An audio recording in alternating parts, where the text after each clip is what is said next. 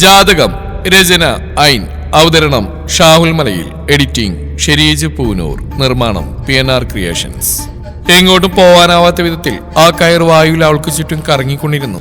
കൂട്ടത്തിൽ ആ രൂപവും അവളുടെ ചുറ്റും കറങ്ങിക്കൊണ്ടിരുന്നു. മഹാദേവാ! ഭയന്ന മേഘ ഉറക്കെ അലറി വിളിച്ചു. ഒരു നിമിഷം കഴിഞ്ഞ് കണ്ണൂർ നോക്കിയപ്പോൾ മുന്നിൽ രൂപവുമില്ല, കയറുമില്ല. മുന്നോട്ട് നടക്കാൻ കാലുകൾ വലിച്ചു വെച്ചപ്പോഴാണ് പിൻകഴുത്തിലൊരു നിശ്വാസം വന്ന് തട്ടിയത്. തന്റെ കാൽവിരലിൽ നിന്നൊരു തരിപ്പ് കയറുന്ന പോലെ മേഘക്ക് തോന്നി തന്റെ പിന്നിൽ ആരോ ഉണ്ട്. പതുക്കെ തിരിഞ്ഞു നോക്കിയപ്പോൾ ചിരിച്ചുകൊണ്ട് വൈദേഹി നിൽക്കുന്നു. വൈദേഹി കണ്ടപ്പോൾ ആശ്വാസം തോന്നിയെങ്കിലും അവിടെ ആ നിൽപ്പും ചിരിയൊക്കെ കണ്ടപ്പോൾ ഭയം വീണ്ടും വന്ന് മേഘയെ പൊതിഞ്ഞു. ചേച്ചി എന്താ ഈ നേരത്തെ ഇവിടെ? നീ എന്താ ഈ നേരത്തെ ഇവിടെ? ചിലമ്പിച്ച സ്വരത്തിൽ വൈദേഹി ക്രൂരമായ പുഞ്ചിരിയോടെ മേഘയോട് തിരിച്ചു ചോദിച്ചു. അവളുടെ മട്ടും ഭാവം കണ്ടപ്പോൾ സംസാരിച്ചാൽ ശരിയാവില്ലെന്ന് തോന്നി മേഘ വൈദേഹി കടന്ന് മുന്നോട്ടേക്ക് നടന്നു. അങ്ങനെ അങ്ങ് പോയാലോടി. അവളുടെ ഉരുക്കുപോലുള്ള കൈകൾ മേഘയുടെ കയ്യിലമർന്നു. തന്റെ എല്ലുകൾ പൊടിഞ്ഞു പോകുന്ന വേദന മേഘക്ക് ആ നേരം തോന്നി. വിടാൻ മേഘ കിടന്ന് കുതിരെങ്കിലും വൈദേഹി പിടിവിട്ടില്ല. നിന്റെ അമ്മായിയമ്മയുണ്ടല്ലോ, ആ രേണുക, അവർക്ക് എന്തു പറ്റിയാണെന്ന് നിനക്കറിയണ്ടടി. ചേച്ചി പോകാൻ നോക്കിയേ, എന്തെങ്കിലും പറയണ്ടേ നാളെ പറഞ്ഞാൽ മതി. വേണ്ട, ആ രേണുക്ക് എന്തു പറ്റിയെന്ന് അറിഞ്ഞിട്ട് നീ ഇവിടുന്ന് പോയാ മതി. അതും പറഞ്ഞ് വൈദേഹി ഉറക്കെ പൊട്ടിച്ചിരിച്ചു. അവളുണ്ടല്ലോ എനിക്കെതിരെ തിരിയാൻ നോക്കി. അപ്പൊ ഞാൻ തന്നെയാടി അവളെ അടിച്ചിട്ട് ഈ പരുവാക്കിയത്. ഇനി അവൾ ഒരിക്കലും എഴുന്നേൽക്കാൻ പോകുന്നില്ല. വൈദേഹി പറയുന്നതായിട്ട് മേഘ ദേഷ്യം കൊണ്ട് പറച്ചു. ഓഹോ, ഞാനിത് ഇപ്പൊ തന്നെ അച്ഛനെയും സിദ്ധേനെ അറിയിക്കും. എന്റെ കയ്യിൽ നിന്ന് വിടറി. വൈദേഹി വീണ്ടും പൊട്ടിച്ചിരിച്ചു. അങ്ങനെ അങ്ങ് പോയാലോ? ഇനിയുണ്ട് പറയാൻ. അതുകൂടെ കേട്ടിട്ട് ഞാൻ തീരുമാനിക്കും നീ പോണോ വേണ്ടയോ എന്ന്. നിന്റെയൊക്കെ ആ മരങ്കോടം പോലീസില്ലേ, അവനെയും ഞാനടി അടിച്ചിട്ട് അവൻ എന്റെ നേരെ തിരിഞ്ഞിരിക്കുന്നു. അപ്പൊ അവനിട്ടൊരു പണി കൊടുക്കണ്ടേ? കഥ ഇനിയുമുണ്ട്. ഇവിടുത്തെ ഉഷയുണ്ടായിരുന്നില്ലേ, അവളെയും ഞാൻ തന്നെയാ തളർത്തിയത്. ഇനിയും ഏറെ പറയാനുണ്ട്. എല്ലാം പറയാൻ ഇപ്പൊ സമയമില്ല. അവസാനമായൊരു കാര്യം കൂടി പറയാം. നിന്റെ സിദ്ധുവില്ലേ, അവനെ ആ പകുതി തളർത്തി കളഞ്ഞു. ഇനിയും തളർത്തും. അവനെ ഇഴയിക്കും ഞാൻ. ഇനി ഞാൻ ചെയ്യാൻ പോകുന്ന എന്താണെന്ന് എനിക്കറിയണ്ടേ? എൻ്റെ അടുത്തീര നീയാണ്. എൻ്റെ ബലിരൂപിയുടെ ഭോജനമാണ് നീ. ഇനി പുണ്യബലിയിലൂടെ നിന്നെ കൊടുത്താൽ പിന്നെ ഞാനാ ചെയ്യാവും. എന്നെ തോൽപ്പിക്കാൻ പിന്നെ ഈ ഭൂമിയിൽ ഒന്നിനും സാധിക്കില്ല. പൊട്ടിച്ചിരിച്ചുകൊണ്ട് വൈദേഹി പറയുന്ന കേട്ടപ്പോൾ മേഘക്ക് തലറങ്ങുന്ന പോലെ തോന്നി. വൈദേഹി സാധാരണ സ്ത്രീയല്ലെന്ന് അവൾക്ക് മനസ്സിലായി. അടുത്ത നിമിഷം തന്നെ തന്റെ തലയിൽ എന്തോന്ന് പതിക്കുന്ന പോലെ മേഘക്ക് അനുഭവപ്പെട്ടു. വൈദേഹിയുടെ കയ്യിലുണ്ടായിരുന്ന ചുറ്റിക 2 തവണ മേഘയുടെ തലയിൽ ആഞ്ഞു പതിച്ചു. ആദ്യത്തെ അടിയിൽ തന്നെ മേഘയുടെ കണ്ണുകൾ അടഞ്ഞു പോയിരുന്നു. നിഷ്പ്രയാസം വൈദേഹി അവളെ തൂക്കി തന്നെ തോളിലെടുത്തിട്ടുകൊണ്ട് തന്റെ വീട് ലക്ഷ്യമാക്കി നടന്നു. മേഘയെ നിലവറയിൽ കൊണ്ട് പൂട്ടിയിട്ട് ജീവൻ എഴുതി വെച്ച പോലെ ഒരു കത്ത് വൈദേഹി എഴുതി തയ്യാറാക്കി. ജീവനുമായി സ്നേഹത്തിലായിരുന്നെന്നും ജീവന്റെ ഭാര്യ അതുകൊണ്ടാണ് ഒഴിവാക്കിയതെന്നും സിദ്ധാർത്ഥിനെ ഒഴിവാക്കാൻ പെട്ടെന്നൊന്നും കഴിയാത്തതുകൊണ്ട് സിദ്ധാർത്ഥ് വരുന്നതിന് മുമ്പായി ജീവനൊപ്പം ഒരുമിച്ച് ജീവിക്കാൻ നാട് വിട്ടു പോവുകയാണെന്നും അന്വേഷിച്ചാരും വരേണ്ടെന്നുമായിരുന്നു ആ കത്തിന്റെ ഉള്ളടക്കം. അത് മേഘയുടെ റൂമിൽ കൊണ്ടുവച്ച് വൈദേഹി അടുക്കള വാതിലൊക്കെ ഭദ്രമായി അടച്ചിട്ട് തിരികെ തന്റെ വീട്ടിലേക്ക് തന്നെ പോകുന്നു. എന്നും പുലർച്ചെ തന്നെ സുജാത എഴുന്നേൽക്കാറുണ്ട്. പതിവ് പോലെ തന്നെ അടുക്കളയിലേക്കാണ് ആദ്യം വന്നത്. കിച്ചൺ സ്ലാബിൽ പകുതി കടിച്ചു വെച്ച പഴം കണ്ടപ്പോൾ സുജാത അതെടുത്ത് വേസ്റ്റ് ബാസ്ക്കറ്റിലേക്ക് ഇട്ടു.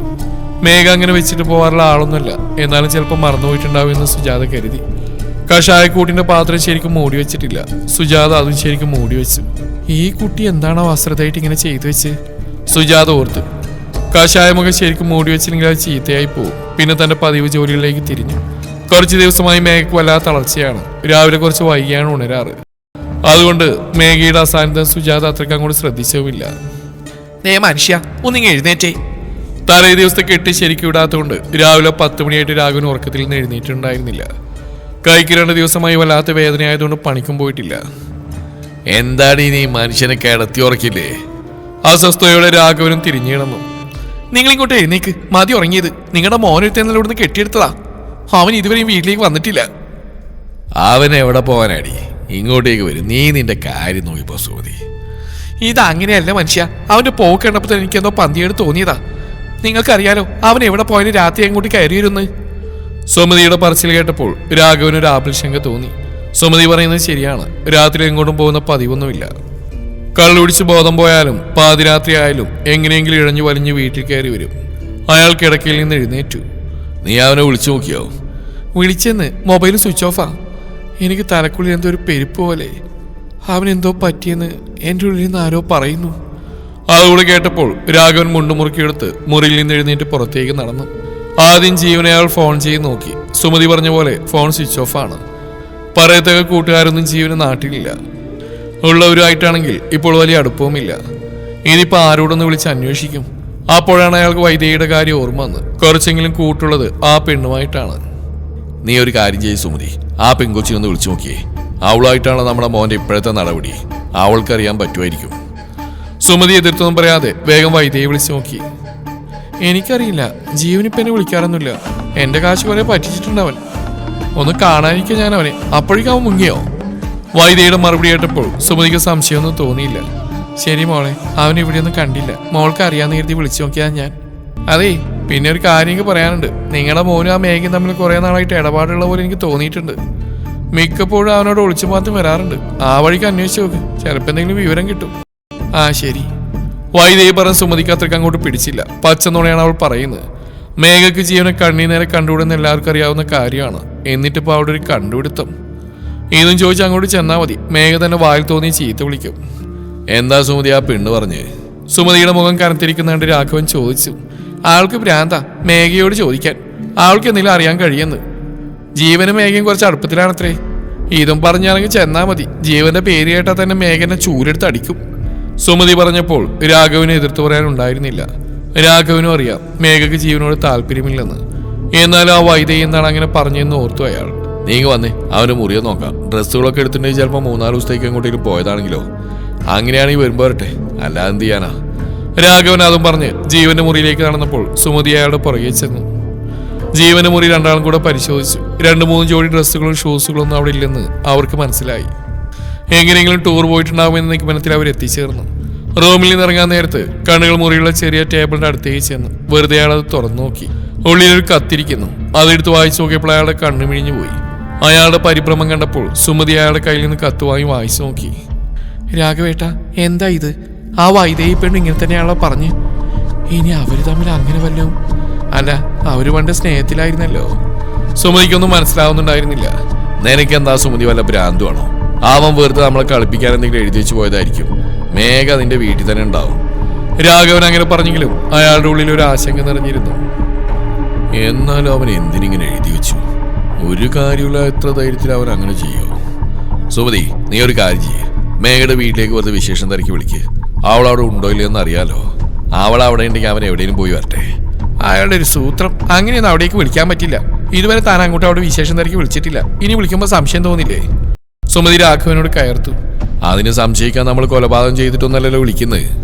അവൾ അവിടെ ഉണ്ടോ ഇല്ലയോ എന്ന് അറിയാൻ വേണ്ടിയിട്ടല്ലേ. നീ എന്തെങ്കിലും ചെയ്യ്, ഞാൻ പറയാനുള്ളത് പറഞ്ഞു. ഇനി നീയായി നിന്റെ മോനായി നിങ്ങളുടെ വാടായി എന്നെ ഒന്നിനും കൂട്ടണ്ട. അതും പറഞ്ഞ് രാഘവൻ പോയപ്പോൾ അയാൾ പറഞ്ഞാലും കാര്യമുണ്ടെന്ന് സുമതിക്ക് തോന്നി. പക്ഷെ മേഘയുടെ വീട്ടിലെ നമ്പർ തന്നെ കയ്യിലില്ല. സംഗീതയെ വിളിച്ച് ചോദിക്കാം എന്ന് കരുതി സംഗീതയുടെ നമ്പർ സുമതി തന്നെ ഫോണിൽ തിരഞ്ഞു തുടങ്ങി. പരമേശ്വരൻ പുറത്തേക്ക് പോകാനുള്ള ഒരുക്കത്തിലായിരുന്നു. ഇന്ന് അമ്പലത്തിൽ ഉത്സവത്തിന്റെ കാര്യങ്ങൾ തീരുമാനിക്കാനായിട്ടൊരു മീറ്റിംഗ് ഉണ്ട്. അപ്പോഴാണ് മുറിയുടെ പുറത്തൊരു നിഴലനക്കം കണ്ടത്. മേഘയാവുന്ന കരുതി അയാൾ പുറത്തേക്ക് തലയിട്ട് നോക്കി. പക്ഷേ സുജാത പരിഭ്രമത്തോടെ നിൽക്കുന്നതാണ് അയാൾ കണ്ടത്. എന്താ സുജാതെ, രേണുക്ക് എന്തെങ്കിലും വയ്യായി ഉണ്ടോ? അയാൾ വേവലാതിയോടെ ചോദിച്ചോണ്ട് സുജാതയുടെ അടുത്തേക്ക് ചെന്നു. ഇല്ല, രേണുക്ക് ഒരു കുഴപ്പമില്ല. പക്ഷെ മേഘയെ കാലത്തെ തൊട്ട് കാണാനില്ല. സുജാത കരച്ചിലോടെ പറഞ്ഞു. അവരാകെ ഭയന്നിട്ടുണ്ടായിരുന്നു. കഴിഞ്ഞ നാളുകളിൽ അവിടെ നടന്ന സംഭവങ്ങൾ ഭയമുളവാക്കുന്ന തന്നെയാണ്. കാണാനില്ലെന്നോ? മേഘമോളെ എവിടെ പോവാനാ? സുജാത എല്ലായിടത്തും നോക്കിയോ? നോക്കി. രാവിലെ കാണാതായപ്പോൾ ക്ഷീണമായിട്ട് കിടക്കുകയാണെന്നാ കരുതിയത്. കുറെ സമയമായിട്ടും കാണാതായപ്പോൾ ഞാൻ ചെന്ന് നോക്കി. മുറിയിലില്ല. പറമ്പിലും പരിസരത്തൊക്കെ നോക്കി. എവിടെയും മേഘമോളില്ല. തന്റെ ഷർട്ടിന്റെ കൈ ഒന്ന് കയറ്റി വെച്ച് പരമേശ ഹാളിലേക്ക് ഇറങ്ങി ചെന്നു. പിന്നെ സ്റ്റെയർ കയറി മുകളിലേക്ക് ചെന്നു. പിന്നാലെ സുജാതയും. മേഘയുടെ റൂം തുറന്നിടക്കുകയാണ്. ഉള്ളിൽ ആരെയും കാണാതെയായപ്പോൾ അവർ താഴേക്ക് തന്നെ പോകുന്നു. ചിലപ്പോൾ അമ്പലത്തിലോ മറ്റോ പോയിട്ടുണ്ടാവും. ശിവനോട് ചോദിച്ചു നോക്കിയോ? വെപ്രാളത്തോടെ പുറത്തേക്ക് ഇറങ്ങുന്നതിൽ പരമേശ്വരൻ സുജാതയോട് പിന്തിരിഞ്ഞുകൊണ്ട് ചോദിച്ചു. ശിവൻ കുറച്ചു നേരം മുമ്പാണ് എത്തിയത്. അമ്പലത്തിൽ പോയിട്ടില്ല. മോളെ എവിടെ പോവാണെങ്കിലും എന്നോട് പറഞ്ഞിട്ടേ പോവുള്ളൂ. കുളിക്കാനായി പോകുമ്പോൾ പോലും അമ്മയെ ശ്രദ്ധിച്ചോണം ചേച്ചിയെന്നും പറഞ്ഞേ പോവുള്ളൂ. ഞാനൊന്ന് നോക്കട്ടെ. സുജാത ഇപ്പം ആരോടൊന്നും പറയാൻ പോകണ്ട. കുട്ടി ഇവിടെ എവിടെയെങ്കിലും തന്നെ ഉണ്ടാവും. പരമേശ്വരൻ പുറത്തിറങ്ങി കഴിഞ്ഞപ്പോഴാണ് ഫോൺ ബെല്ലടിക്കുന്ന കേട്ട് സുജാത വേഗം ഓടിച്ചെന്ന് ഫോൺ എടുത്തു. സുമതിയായിരുന്നു അപ്പുറത്ത്. മേഘ എന്തേ? ഫോൺ എടുത്ത് സുജാതയാണെന്ന് മനസ്സിലായപ്പോൾ സുമതി മുഖവരിയൊന്നുമില്ലാതെ ചോദിച്ചു. സുജാതക്ക് അത് കേട്ടപ്പോൾ വെപ്രാളമായി. അവരോട് എന്ത് പറയും? മേഘമോൾ ഇവിടെ ഇല്ല, പിന്നെ വിളിക്ക്. കൂടുതലൊന്നും പറയാൻ നിൽക്കാതെ സുജാത ഫോൺ കട്ട് ചെയ്തു. ഇവിടെയുണ്ട്, അപ്പുറത്താണ്, കുളിക്കുകയാണ്. അങ്ങനെ എന്തെങ്കിലും കള്ളം പറഞ്ഞാലും കുട്ടിക്ക് എന്തെങ്കിലും സംഭവിച്ചാൽ താൻ നുണ പറഞ്ഞെന്നാവും. വൈദേഹി തന്റെ വീട്ടിലിരുന്ന് കാണുന്നുണ്ടായിരുന്നു അപ്പുറത്തെ വീട്ടിലെ അനക്കങ്ങളൊക്കെ. പരമേശ്വരൻ ചാടി ഓടി പോകുന്ന കണ്ടപ്പോൾ തന്നെ ആളുടെ ചുണ്ടുകളിൽ ക്രൂരമായ ഒരു പുഞ്ചിരി വിരിഞ്ഞു.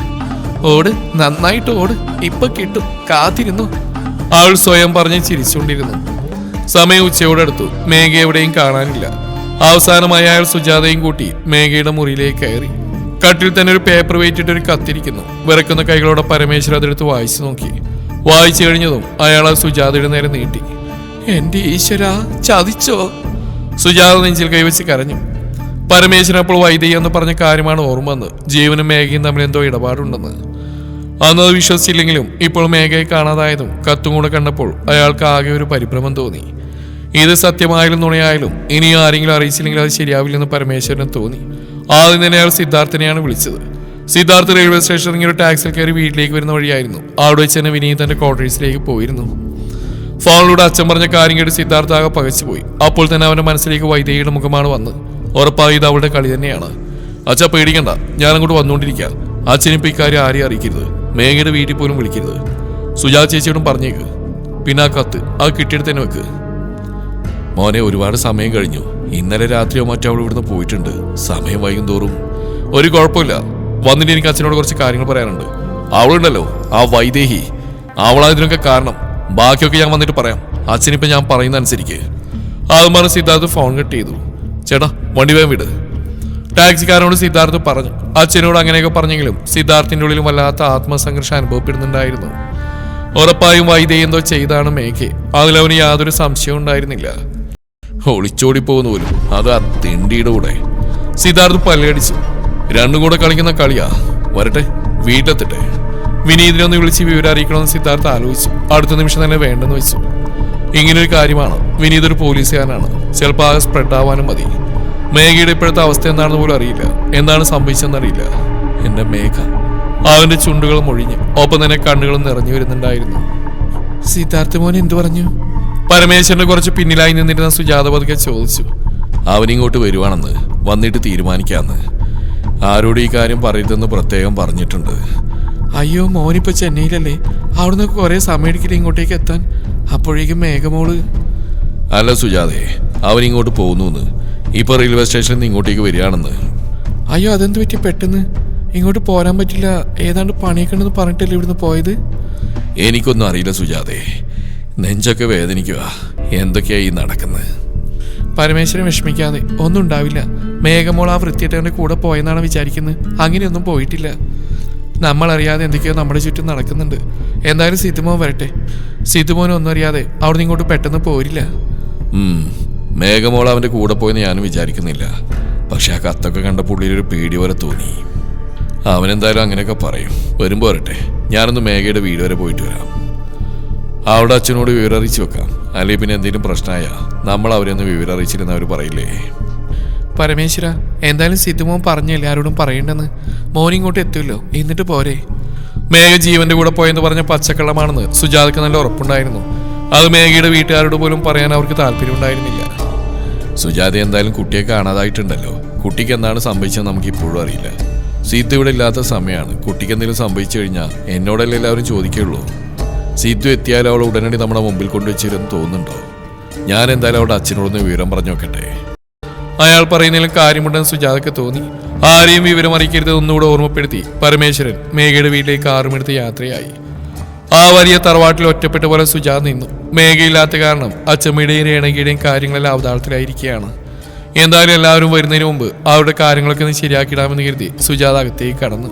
വൈദേഹി എല്ലാം കണ്ടുകൊണ്ട് ജനലിൽ മാറാതെ നിൽക്കുകയാണ്. സിദ്ധാർത്ഥ് എത്താനായിട്ടുണ്ട്. ആൾ ഡോക്ടർ അച്ഛന്റെ കയ്യിൽ കൊടുത്തു വിട്ട ജപിച്ച ദ്രാവകം സിറിഞ്ചിലേക്ക് നിറച്ചു. എങ്ങനെയെങ്കിലും സിദ്ധാർത്ഥിന്റെ കഴുത്തിലേക്ക് ഇത് കുത്തിറക്കിയേ പറ്റൂ. അവനല്ലെങ്കിൽ മേഘയെ അന്വേഷിച്ച് നടക്കും. അവൻ വീണാൽ ബാക്കി എല്ലാവരും അവന്റെ പുറകെ പോയിക്കോളും. ആ സമയം തനിക്ക് ബലി നടത്താം. ബലി കഴിഞ്ഞാൽ പിന്നെ എല്ലാം തനിക്ക് പുല്ലാണ്. ആരെന്ത് ചെയ്താലും തനിക്കൊന്നും പറ്റാൻ പോകുന്നില്ല. എല്ലാം ബലിരൂപി നോക്കിക്കോളും.